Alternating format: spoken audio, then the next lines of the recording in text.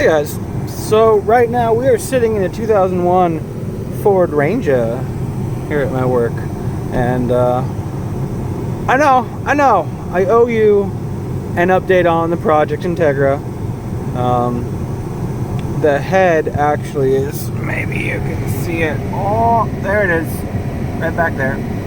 Head's back from the machine shop. I'll do a video on that later. The engine's gonna have to go to the machine shop, but the reason for this video is if you're a mechanic and you watch this and you're ever doing electrical diagnosis, as you can tell, the radio's gone.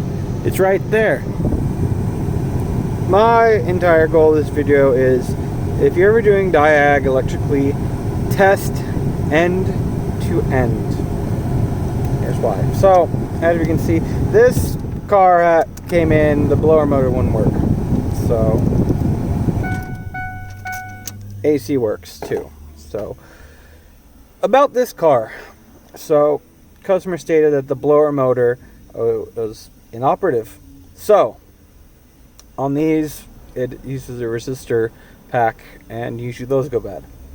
So let me show you my walkthrough, my diagram, my diagnosis. As you can see, I got my power probe out here to help me go. And we got our engine.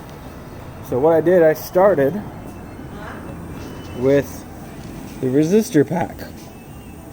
Now the resistor pack you can bypass. It's actually bypassed normally at full. So that checked out. Checked out on connector on our pink.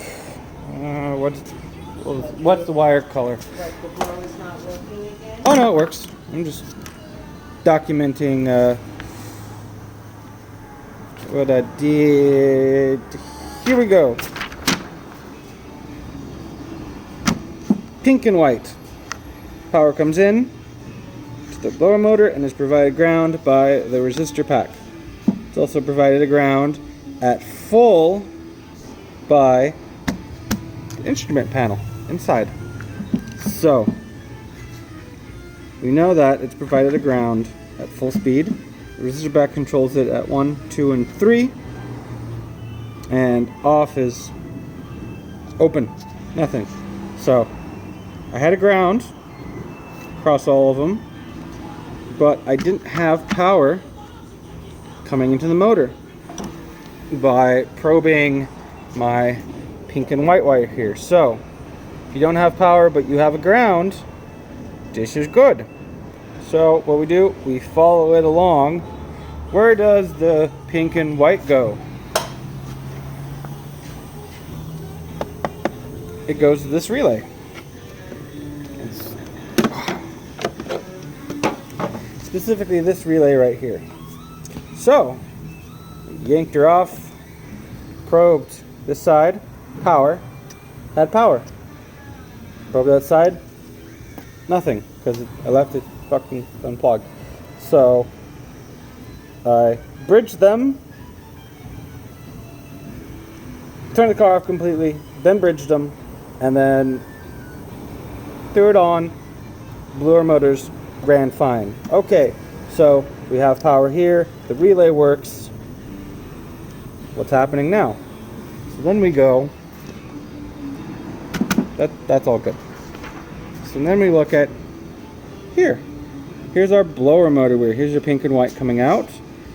We get power from a 40 amp fuse. Check the 40 amp fuse. 40 amp fuse is good to go. So, if our power side, that's all fine. We then have to look at the trigger of the relay. I checked the ground. We had a ground. I checked this side. I did not have battery voltage on this side, which I should. I switched it on to 6.5, all the modes except for 0. 0 is off. It doesn't turn on the blower motor. Still no voltage. So, you might think, aha! Here is our problem. It's the AC controls. But, like I said, test all the way, end to end.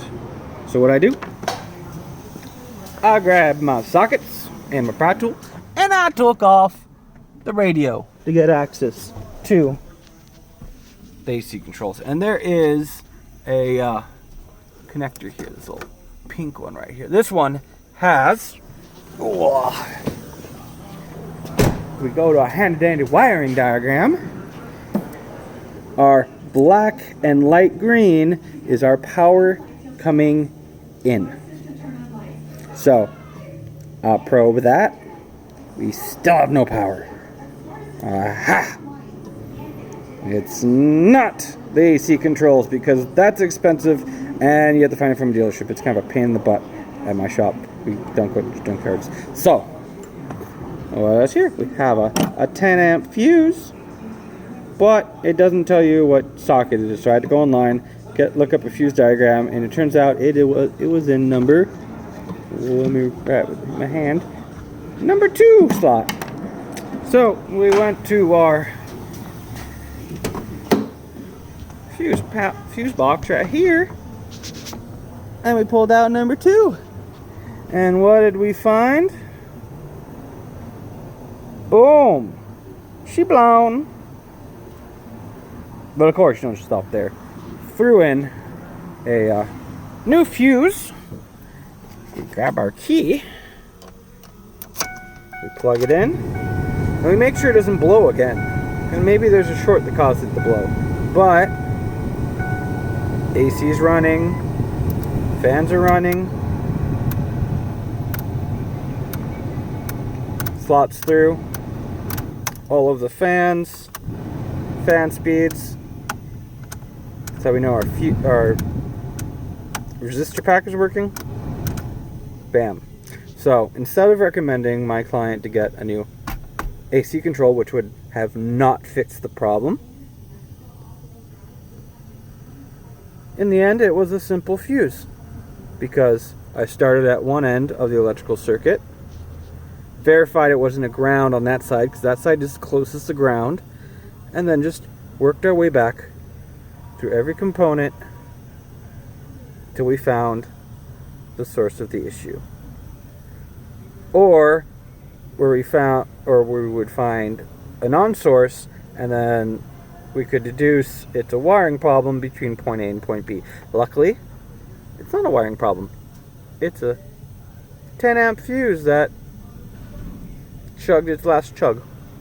And that's why, if you're a starting mechanic, you want to get into electrical diagnosis, test end to end. Don't stop at a component you suspect it is. Keep testing until you find what you're looking for or not looking for. So if you're looking for power, go until you find power, because anything afterwards, that's where your issue is going to be. And just work front to back and isolate for a proper diagnosis.